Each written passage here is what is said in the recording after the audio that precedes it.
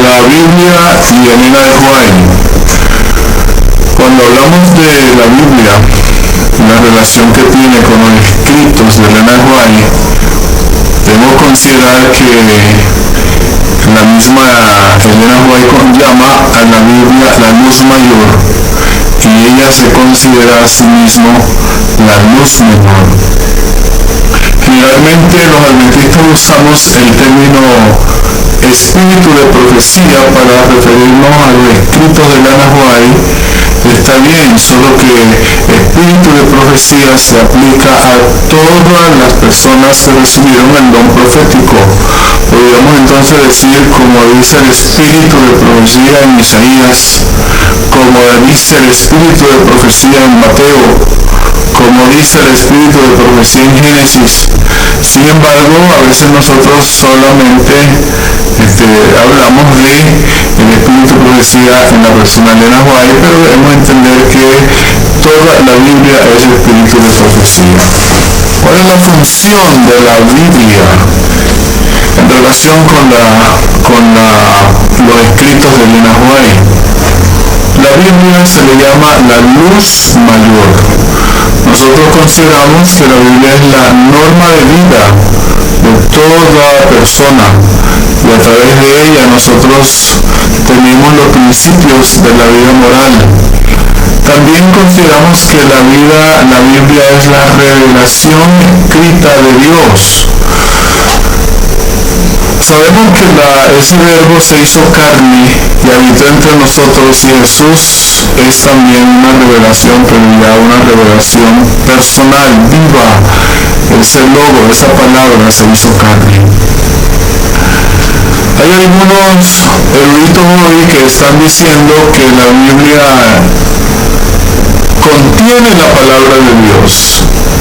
Pareciera inocente y positiva esa afirmación. Sin embargo, detrás de esa afirmación hay algo que ellos están tratando de decir, y es que la Biblia no es la palabra de Dios totalmente, sino que hay algunos aspectos en la Biblia que son inspirados, y hay otros elementos que no son inspirados.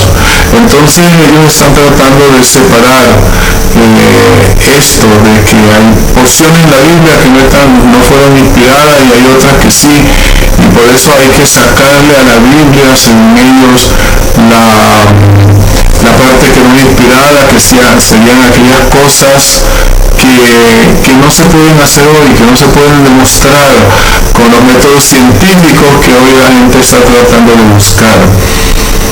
Así que decir que la Biblia es la palabra de Dios es lo correcto. Como adventistas nosotros consideramos que la Biblia es la palabra de Dios, no que contiene la palabra de Dios. La Biblia es la palabra de Dios. Hay otro grupo de cristianos hoy que están diciendo que la Biblia vino como resultado no de una inspiración divina, sino de un encuentro que tuvieron estos hombres, profetas y grandes hombres de la antigüedad con Dios, y de ese encuentro entonces surgió la palabra, la Biblia, no como una revelación directa de Dios, sino como una experiencia que ellos tuvieron en ese encuentro con Dios. Lo que eso significa que cualquier persona hoy puede tener una relación y experiencia con Dios, y el resultado va a ser una revelación que Dios le va a dar, o él va a captar, tener una conciencia de Dios, y va a expresar eso a través del salmo, a través de palabras, a través de profecías. Y esto está llenando el mundo cristiano y evangélico. En su gran mayoría están considerando la Biblia de poca importancia, y la importancia es hoy tener una experiencia con Dios. Por eso muchos dicen, el Señor me mostró, el Señor me reveló, el Señor me está diciendo, y están dejando la Biblia a un lado. Así que no tienen que leer la Biblia, solo tener una experiencia con el Señor, y el Señor te va a hablar, te va a decir. Y eso es uno de los grandes engaños de la humanidad. El don de profecía en la persona de Elena White, el espíritu de profecía, no se dio para reemplazar la Biblia. Algunos están tratando de reemplazar la Biblia con el don de profecía en los escritos de Agua y predican más de esto y hablan más de esto, y su vida está centrada más en lo que se dice del Espíritu de profecía, pero no son capaces de buscar primero en la Biblia lo que la Biblia dice y luego corroborarlo con el don profético. La Biblia ha sido atacada a lo largo de los años. Uno de los ataques el primer ataque fue prohibirle al pueblo la Biblia. Roma lo hizo, la iglesia romana lo hizo, porque al introducir errores y herejías dentro de su creencia y doctrina, no podía mostrarle la Biblia al pueblo, puesto que el pueblo iba a descubrir sus errores y engaños. Entonces ellos pusieron la norma de que solamente los sacerdotes y el magisterio de la iglesia eran los únicos que podían interpretar las Sagradas Escrituras, y no es correcto.